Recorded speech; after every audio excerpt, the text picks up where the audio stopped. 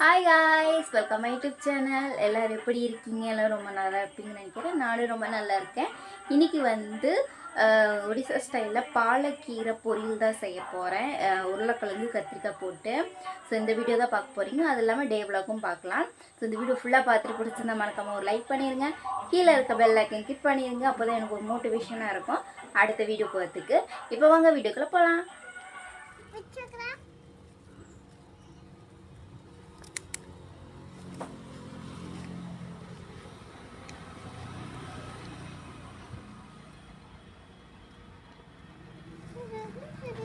என்ன பண்ணுற? அதெல்லாம் கீரை பொரியல் செய்வோம். எது யூனிகாமா? அது பூ.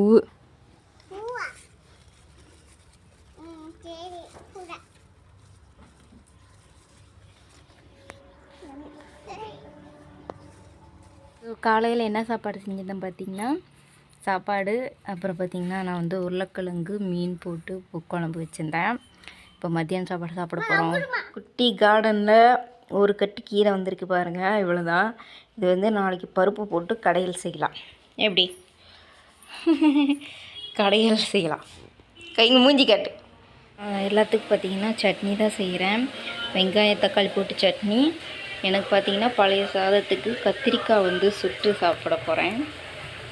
ஒரு கத்திரிக்காய் வரமிளகாய் இது பார்த்திங்கன்னா சுட்டு வெங்காயம் அதெல்லாம் போட்டு பிசைஞ்சு பழைய சாதத்துக்கு சாப்பிட்லாம். இப்போ பாருங்கள், பழைய சாதம் இருக்குது. நைட்டுக்கு பார்த்திங்கன்னா எனக்கு பழைய சாதம்லாம் இருக்குது. இப்போ வந்து பாலக்கீரை பொரியல் பண்ணலாம்.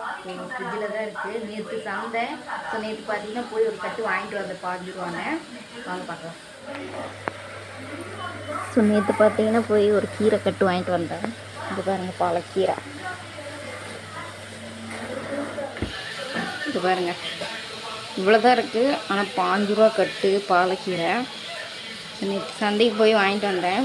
இப்போ வந்து இதை ஆஞ்சி வச்சிடலாம். ஆஞ்சி கட் பண்ணி வச்சுட்டு அதுக்கப்புறமா நம்ம வந்து பாலக்கீரை பொரியல் பண்ணலாம். இப்போ பாலக்கீரை பார்த்திங்கன்னா கட் பண்ணியாச்சு. நான் வந்து 2 தான் கட் பண்ணி வச்சுட்டேன். இது வந்து நம்ம நல்லா அலசி வச்சுக்கலாம்.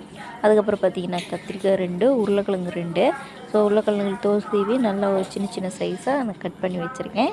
ஸோ இந்த 2த்தையும் வந்து ஒட்டுக்கா அலசி வச்சுட்டு கடாயில் வந்து எண்ணெய் ஊற்றி எண்ணெய் சூடானதுக்கப்புறமா வரமிளகா, சோம்பு, சீரகம், கடுகு, வெந்தயம். ஸோ இது வந்து அப்படியே எல்லாம் போட்டுட்டு பொரித்து வந்ததுக்கப்புறமா வெங்காயம், அப்புறம் தட்டி வச்ச பார்த்திங்கன்னா பூண்டு, இது போட்டு நல்லா வணக்கிடலாம்.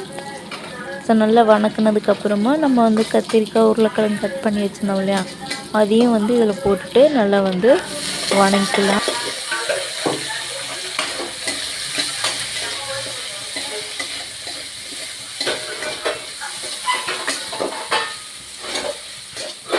தூள் லைட்டாக போட்டு கிளறி தண்ணி ஊற்றி வேக வச்சு எடுத்தாச்சு.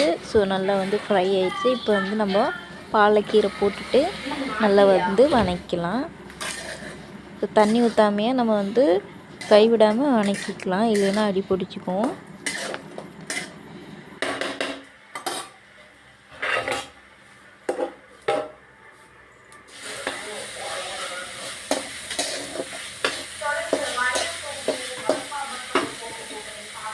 ஸோ பாலக்கீரை பொரியல் ரெடி ஆகிடுச்சு. இப்போ வாங்க பழைய சாதத்துக்கு சாப்பிட்லாம். ஸோ பழைய சாதத்துக்குலாம் என்ன சைடிஷ்ன்னு பார்க்கலாமா? சிம்பிளாக 2 அவ்வளோதான்.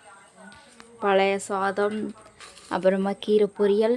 இது வந்து கத்திரிக்காய் தொக்கு மாதிரி செஞ்சுருந்தேன். ஸோ வாங்க சாப்பிட்லாம். காலையில் எடுக்கிறேன். ஸோ நேற்று பார்த்தீங்கன்னா கீரை எடுத்துருந்தேன் பார்த்தீங்களா, ஆஞ்சிருந்தால நம்ம தோட்டத்தில். அந்த கீரை பார்த்திங்கன்னா பருப்பு போட்டு கடையில் செஞ்சாச்சு. இங்கே பார்த்திங்கன்னா உருளைக்கிழங்கு சாப்பாடு. இன்னைக்கு காலையில் சாப்பாடு.